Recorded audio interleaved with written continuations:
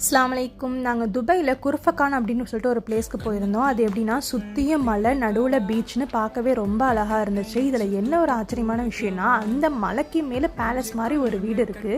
எனக்கு என்ன டவுட்னா, அந்த வீட்டில் உள்ளவங்க எப்படி டெய்லி இறங்கி இறங்கி ஏறுவாங்கன்னு தான் தெரியல.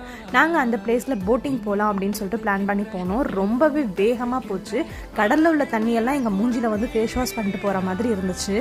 இங்கே போட்டிங் போகிற எல்லாரையுமே கடலில் மிடில் உள்ள ஒரு தீவுக்கு அழைச்சிட்டு போயிட்டு அங்கேயே நம்மளை என்ஜாய் பண்ண விட்டுட்டு திருப்பி ரிட்டர்ன் அழைச்சிட்டு வருவாங்க. அதுதான் பிளானு. பட் நாங்கள் போனது ஒரு ஈவினிங் டைம், கிட்டத்தட்ட இருட்ட ஆரம்பிச்சிருச்சு. ஸோ அதனால் எங்களுக்கு தீவை சும்மா காமிச்சிட்டே ரிட்டர்ன் அழைச்சிட்டு வந்துட்டாங்க. ஆனால் எங்களுக்கு முன்னாடி உள்ளவங்க அங்கே போயிருந்தவங்களாம் நல்லா என்ஜாய் பண்ணிக்கிட்டு இருந்தாங்க. நான் தீவுன்னு சொன்னது இந்த மலை மாடி இருக்கு இல்லையா, அந்த இடத்துல தான். அங்கே நிறைய பேர் இருக்கிறதையும் நீங்கள் பார்க்க முடியும். ஆனால் அந்த தீவில் என்ன ஸ்பெஷல்னா, முன்னாடி பீச்சில் இருந்த தண்ணியை விட இங்கே நல்லா கிளியராகவே இருந்துச்சு. ரிட்டர்ன் திரும்பி வரும்போது நிறைய பேர் இந்த மாதிரி அங்கங்கே பறந்துகிட்டு இருந்தாங்க. இதுக்கு ஆக்சுவலாக என்ன பேர்னு எனக்கு தெரியல. உங்களுக்கு தெரிஞ்ச கமெண்ட்ல சொல்லுங்கள்.